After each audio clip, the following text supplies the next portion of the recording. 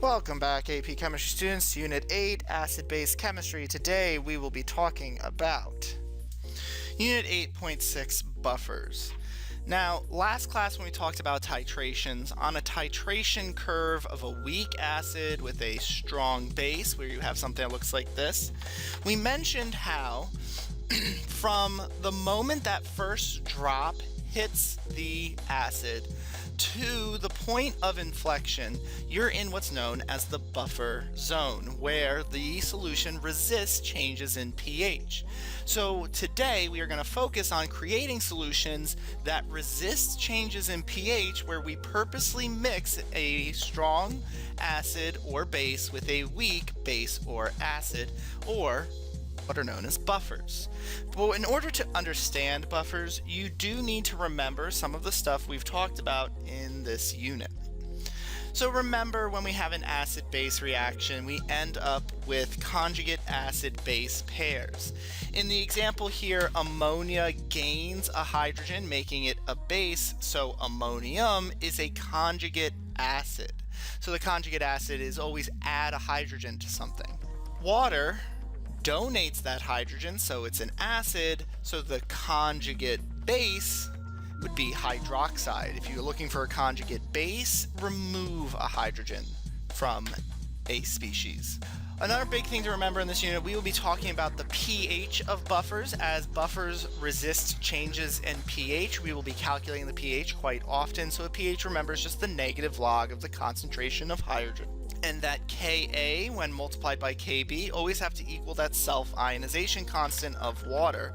So these constants will always equal 1 times 10 to the minus 14th, as long as you are at 25 degrees Celsius. And in this course, we are going to pretend that all acid-base reactions occur at 25 degrees Celsius. So a buffer, again, is a solution that resists changes in pH because it contains both a weak acid and its conjugate base, or a weak base and its conjugate acid.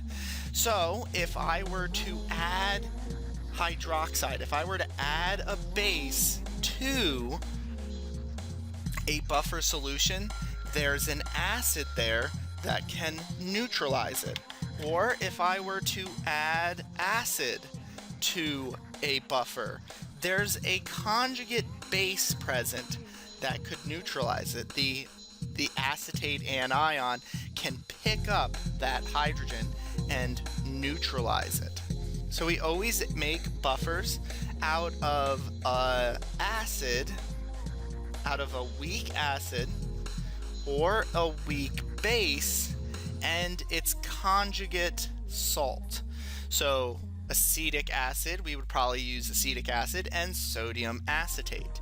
For ammonia, we would probably use ammonia and ammonium chloride, so that the ion we were interested in, the conjugate acid or the conjugate base, was always in solution.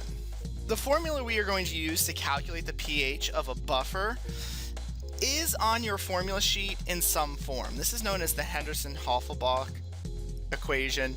We aren't going to use this form directly. I find this to be a little cumbersome, so I don't use this equation. I memorized the equation that we are going to use. I find the equation without the logs, so basically I take the anti-log of this entire equation. I raise 10 to this entire equation, which gets rid of the p part. And when you take the anti-log, instead of using the log of the ratio, I simply multiply by the ratio. So our formula that we are going to use, or the formula I'm going to teach you to use rather than use this equation, that the concentration of hydrogen is equal to the Ka times the ratio of acid to base. All right, so the ratio of some acid to its conjugate base. And when you use this equation, that ratio, if you have moles of acid and to moles of base, if I were to add a base to this reaction, that would increase the amount of base present, and it would decrease the amount of acid present, because acid and base would neutralize one another. In the reverse, if I have a buffer and I add an acid to it, that acid I'll add to the numerator and subtract from the denominator. So this is a simplified version of the Henderson-Haufenbach equation. I just basically don't particularly love using logs in a mathematical equation. It can get really convoluted very quickly. So this is not on your formula sheet, but I would suggest you memorize it. It's fairly simple. The concentration of hydrogen is equal to Ka times the ratio of acid to base. And if you use this, great. If not, use the equation in the formula sheet. The same rules will apply, that if you add an acid, you're going to add that to the acid side of your ratio. If you add a base, you'll add it to the base side of the ratio. But remember to subtract it from the opposite. So, in your packet on page 24, I ask you to write the equation that shows how a buffer made out of sodium bicarbonate and sodium carbonate would neutralize the addition of either an acid or a base. So I'll do the first one for you. Sodium bicarbonate contains the bicarbonate ion and the carbonate ion. Bicarbonate has a hydrogen it could donate. So most likely this is the acid side of our buffer, and carbonate could pick up a hydrogen, so this must be the base side of our buffer. Our buffer here is made out of the bicarbonate ion and the carbonate ion. If I were to add a hydrogen to my buffer, if I were to add an acid is going to be neutralized by a base, so I'll react it with the carbonate ion. So that would produce a bicarbonate anion, thus neutralizing the addition of an acid. If we wanted to full out, this is one answer. Another acceptable answer would be to show hydronium as the hydrogen ion, in which case you might have this also produce water. All right, but both answers are acceptable, but that shows the neutralization using this buffer. So I did the addition of acid, pause the video and do the addition of base. So let's find the pH of a buffer using our equation that the concentration of hydrogen equals Ka times the ratio of acid to base. So calculate the pH of half a liter buffer solution composed of 0.5 molar formic acid and 0.7 molar sodium formate before and after the addition of 10 milliliters of 1 molar hydrochloric acid. Lots of information here. We basically have two problems. We first need to calculate the pH of the buffer. All right, that's the first question. So whether or not you know the formula for formic acid, you know that it's an acid, and sodium formate must be sodium with that anion. So formic acid is the acid part of our equation, and sodium formate must be the base part. So our concentration of hydrogen ions is going to equal to Ka times the ratio of formic acid to sodium formate. So we were given the Ka of 1.8 times 10 to the negative fourth, and the ratio here of formic acid 0.5 molar to 0.7 molar. It's just a matter of plug and chug, and we get that the concentration of hydrogen ions is 1.29 times 10 to the minus fifth, and therefore pH is equal to the negative log of the concentration of those hydrogen ions. So the negative log of 1.29 times 10 to the minus fifth gives this buffer a pH of 4.89. Now, that solution, we have half a liter of that solution, but we are going to add some acid to it. So, this becomes a little bit more complicated, but not much. It's still going to be Ka times the ratio of acid to base. The only difference is we need to add the acid to the numerator and subtract it in the base. In order to add or subtract something, we have to have the same units. We have to either have the molarities of both, or the easiest way to do it is to do it in moles. Since the ratio will remain constant and those volumes are additive, we should just look at moles. So, how many moles of acid did we have? I have 0.5 molar of 500 milliliters. To keep this nice and pretty, I'm going to put this in milliliters since our acid we're adding is in milliliters. So 0.5 molar times 500 milliliters tells me that the moles of acid we have here is 250 millimoles of formic acid. The base, we had 500 milliliters of sodium, 0.7 sodium formate.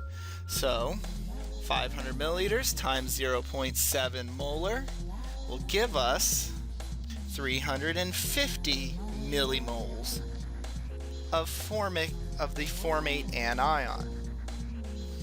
So we're going to add the moles of acid that we added and subtract the moles of acid that we added to both of those numbers. If I have 10 milliliters of 1 molar, that's 10 times 10 milliliters of 1 molar. That means I have 10 millimoles. So to the numerator, I'll add 10 millimoles, and to the denominator, I'll subtract 10 millimoles. Now that expression times the Ka will give me the concentration of hydrogen ions. So I've kind of run out of space, so give me a second. I'm going to clean this up a little bit. So our expression of 250 plus 10 would be 260, divided by 350 minus 10 would be 340. 260 divided by 340 is 0.7. If we multiply that by the Ka, we get that the concentration of hydrogen ions is now 1.38 times 10 to the minus fifth, and pH is simply the negative log of the concentration of the hydrogen ions. So the negative log of 1.38 times 10 to the minus fifth, which would be 4.86. We added an acid and the pH went down, but it didn't go down a lot because this is a buffer solution.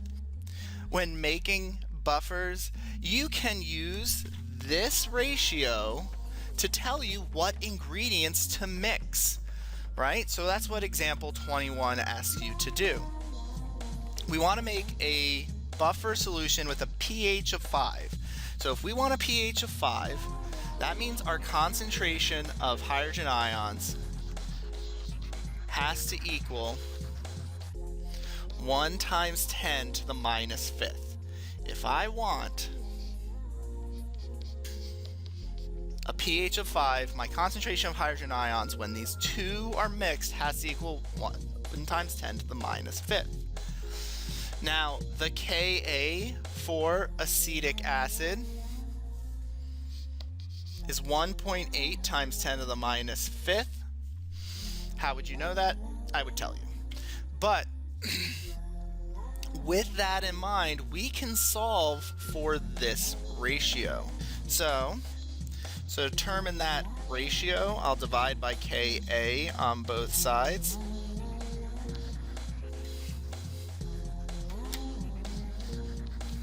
Which means that 1 times 10 to the minus fifth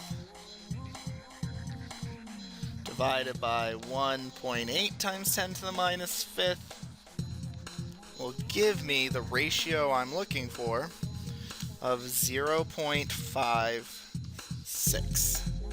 A simple calculator expression to say, hey, give this to me as a fraction, tells me that this is 5/9-ish. So with it being 5/9, I would say, okay, mix together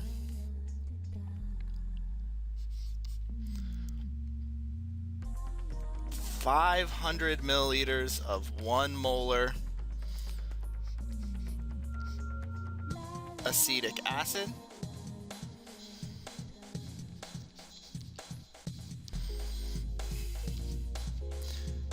and 900 milliliters of 1 molar sodium acetate.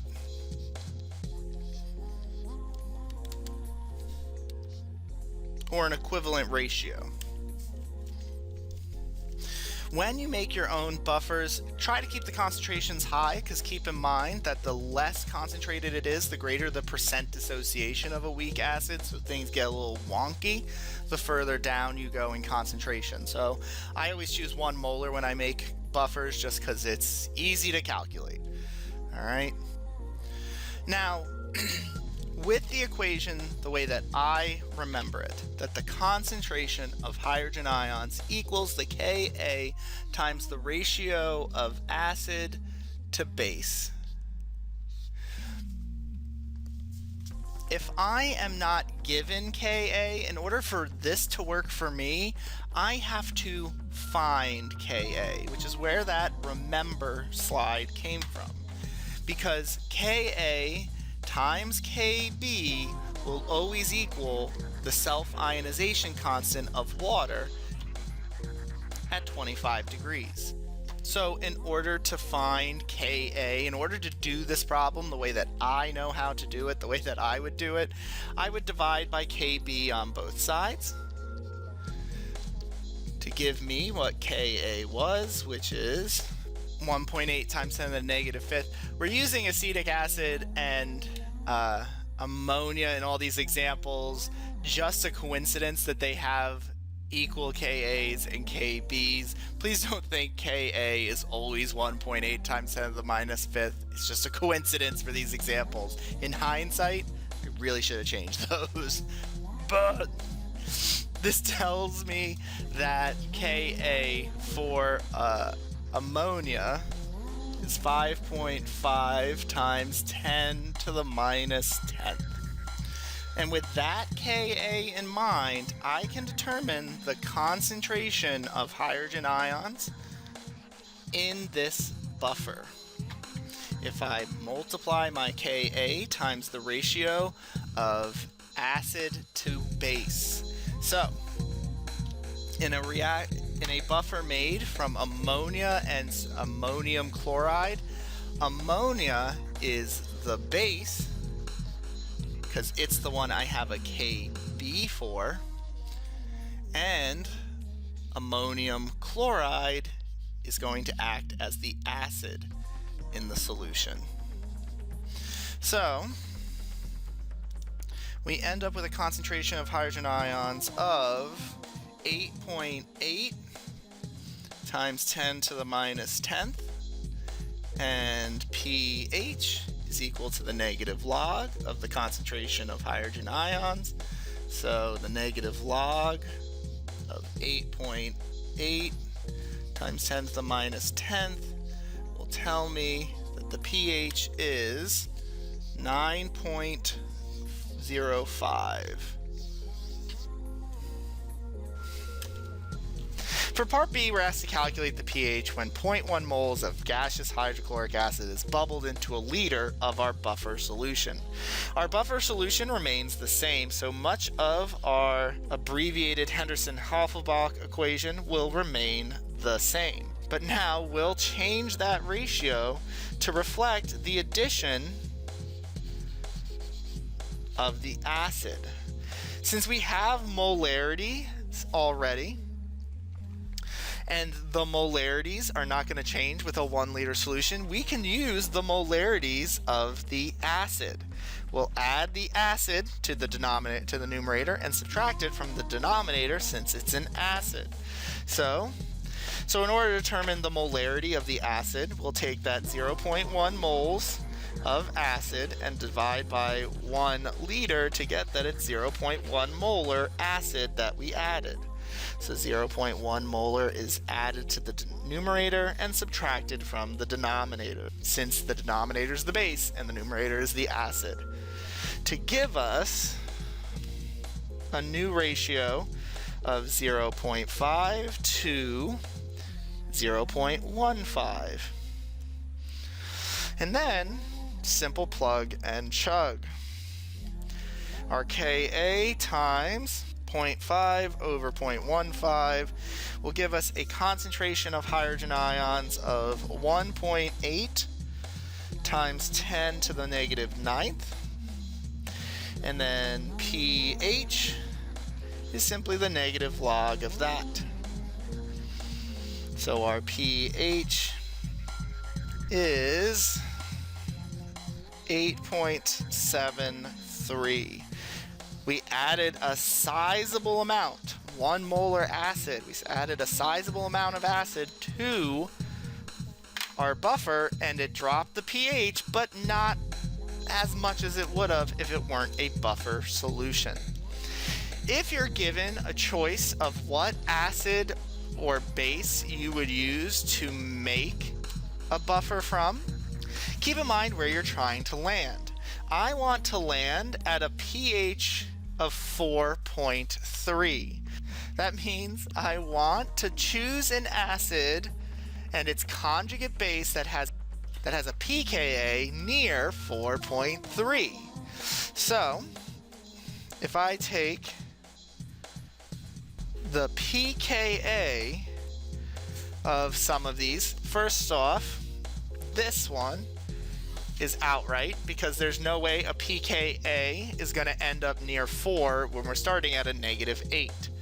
So hypochlorous acid, not a good choice. But the pKa's of each of them would be 2, 4, and 4. So chloroacetic acid, also not a good choice.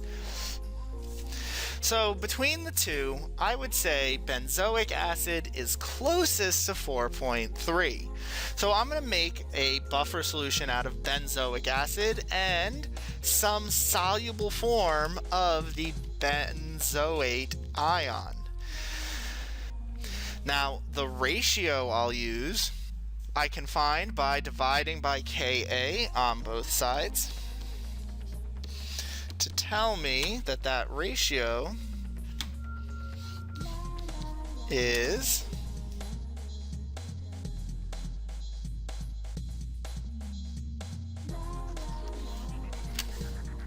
0.783, which is my ratio of acid to base. So benzoic acid to some soluble form. Pick any group 1 metal, so let's say potassium, and then benzonate. So with that in mind, remember that buffers are part of a titration curve, and when looking at a titration curve, there are 5 points to know. On your titration curve,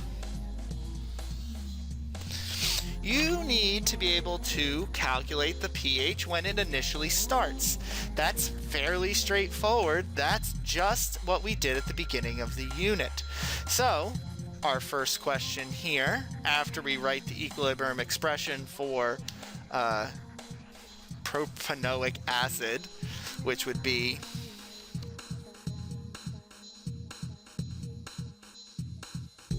this, would be to calculate the pH of a 0.3 molar solution. So this is just calculating the pH of a weak acid, which we've done at the beginning of this unit. Remember, with a weak acid, you set up your rice table and solve for X, which will give you the concentration of the hydrogen ions.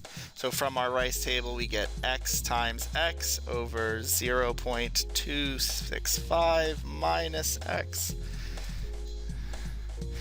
Remember that the denominating X is negligible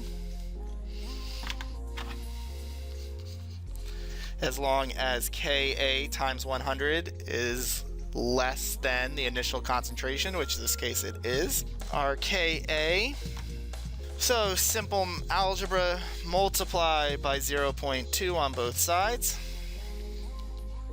to get